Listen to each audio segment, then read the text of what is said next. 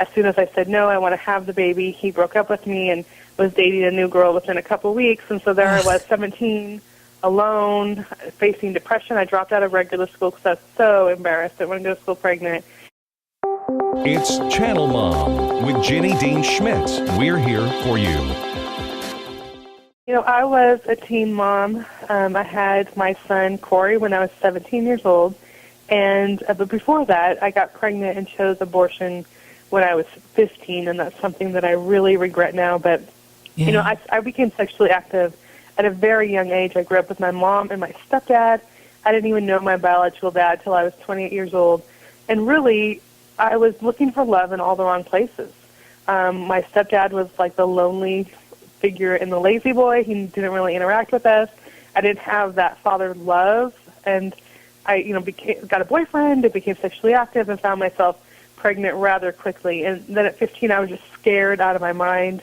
I didn't want my friends or my grandma to know what I'd been doing. And, you know, when I went in for counseling, they said, you know, you can have an abortion, they'll be over tomorrow, you don't have to think about it again, which was the last thing that ever, you know, that's not true at all. No. But I clung to that. I clung to that hope.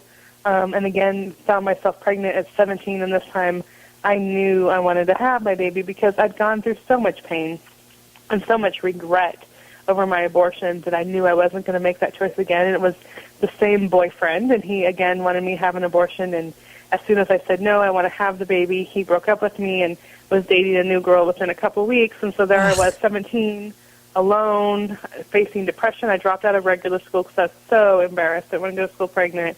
And my friends were going on with their senior year, and it was probably one of the hardest times in my life. Oh, absolutely. And yet it should be a joyful time. I bet you almost feel sad for yourself and your son. I mean, do you know what I mean? Like, I think the God of heaven, it must make him sad that we've wrecked, I'm just going to put it out there, we've wrecked sex and we've wrecked pregnancy and we've wrecked marriage so much that a lot of people, when they get pregnant, it's not joyful. And I'm sure you have a sadness about that. Tell people about that sadness and how you want to give other teen moms a fighting chance. You know, every child is a gift from God, and I know that now. Psalms 139 talks about us being created in our mother's womb.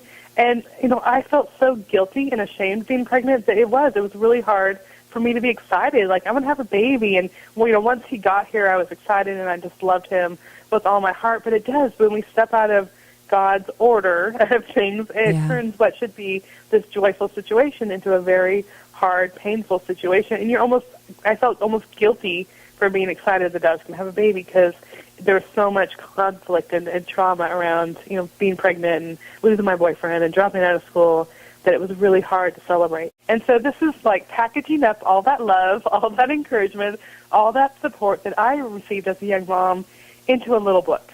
Yeah. And I encourage people, pick up a copy, keep it in your purse, keep it in your car, and when you come across a teen mom, which you will, it might be at your child's school, it might be a clerk at the grocery store, it might be at the park, offer it to her and say, you know what, I would love to take you out to coffee, just hear how things are going.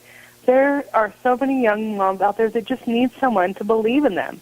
And when they have someone to believe in them, it's not only impacting them, but it's impacting their child